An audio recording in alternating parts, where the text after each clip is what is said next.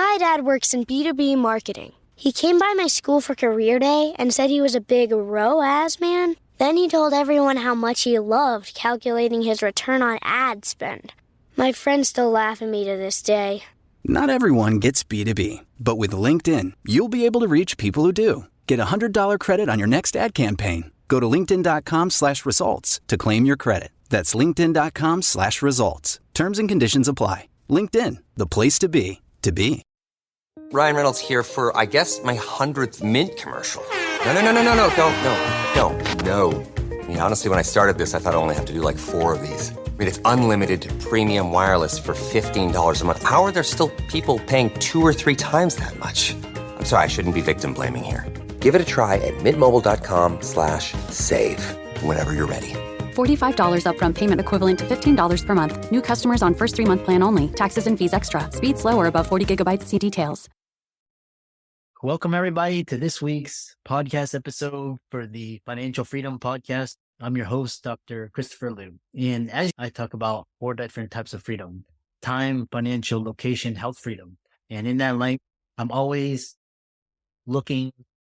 interviewing entrepreneurs, people on the cutting edge, doing interesting things, and sharing those insights and conversations with you. So today we have Brian K. Grimes Jr. He's a CFP, and he's the founder at 24/7 Cashflow University. So today is all about investing, real estate.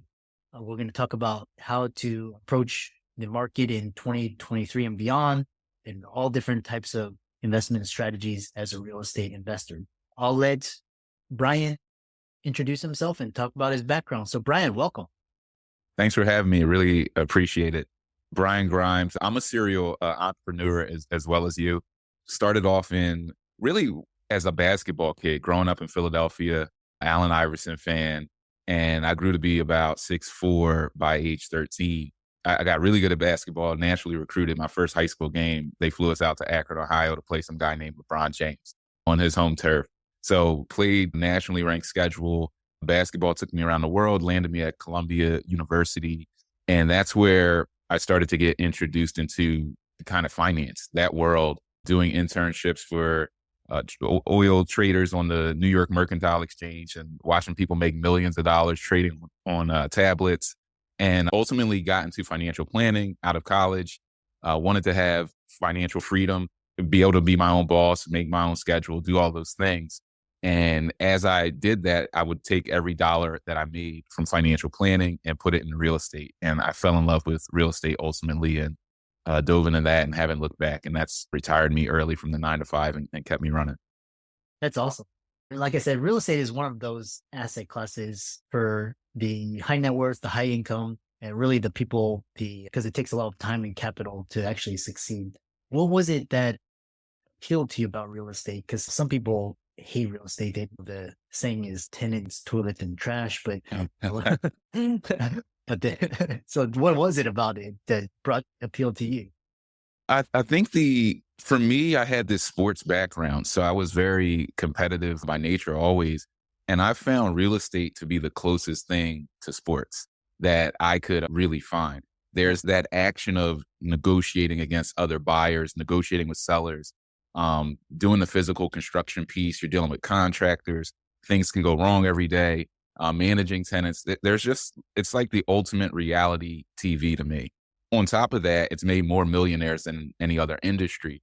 It meshed well with my financial mind, me wanting to get into finance, to do asset management and to build wealth. And my real niche market is in that affordable housing space, creating this workforce housing, helping to solve the affordable housing crisis that we have here in America. So focusing on that, rebuilding communities and neighborhoods, creating jobs for other people who are from those neighborhoods. It just became like a labor of love, and it matched with all of my passions for helping people, low income, affordable housing, creating jobs, and then being my own boss. So building that cash flow. I wanted to get paid over and over again for what I did, for the properties that I built, not for what I was actively doing every day. So just having that residual income coming in was like key. So it just had everything that I wanted. So I dove in head first. Awesome. So we'll talk about, you talked about affordable housing, Section 8. Tell us, are there solutions to this affordable housing crisis? What is it? What are the challenges of investing in Class C neighborhoods? Tell us more. Yeah, I think the real solutions to the affordable housing crisis, most people don't know about. When you think about it, you think about low income housing tax credits. So we'll think about things like that, or even Section 8. The problem with some of the government based voucher systems and tax credit systems is one, not every type of property will qualify, and not every person, not every tenant qualifies for these programs. There are actually millions of Americans that are living at home on their parents' couch or in the basement, right? And they don't qualify for Section 8 vouchers, low income housing tax credits. And they also can't afford $1,500 a month rent in some of these places. And rents are always on the rise in a lot of the biggest cities. So the real affordable housing solution is co-living, is creating properties where like-minded individuals can cohabitate that property under a single family residence in most cases, and have an affordable rent where they can co-share the cost of living on their own, where they can split the cost of utilities, rent, and some of these different amenities and live in these major cities. So you basically can take a property, a 3-bed, 1-bath property, and break it down into 3 master suites, 3 beds, 3 baths. Each bathroom can only be accessed through the bedroom. Everybody shares the kitchen, and create this type of co-living atmosphere where the rent can now be $700, $750 a month per co-living unit with utilities included, internet included, and you're just creating that workforce housing. That's the real solution that doesn't require any government subsidy, any tax and credits, any voucher program. And I've started to build into this and just seen like the wildfire of the demand. It is really build it and they will come. I tenanted over 100 of these co-living units in the peak of the pandemic from March 2020 to June 2020, over 100. And if you can remember back then, people didn't even want to leave the house. They're like, this thing's airborne. I'm not going outside. People were jumping into these co-living units like hotcakes in C-class neighborhoods because it's just that demand is there. Yeah. And where do you find these co-living spaces? Is it in certain areas of the country, or is it dependent upon the city, local governments? Tell us more.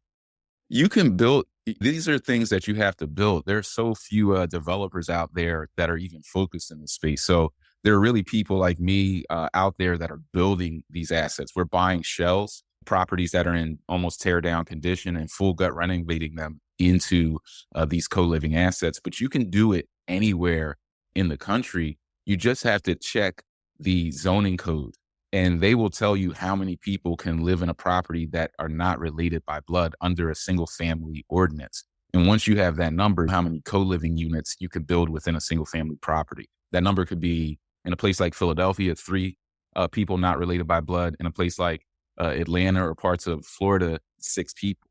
So you could get a big country home, break this down into 6 units.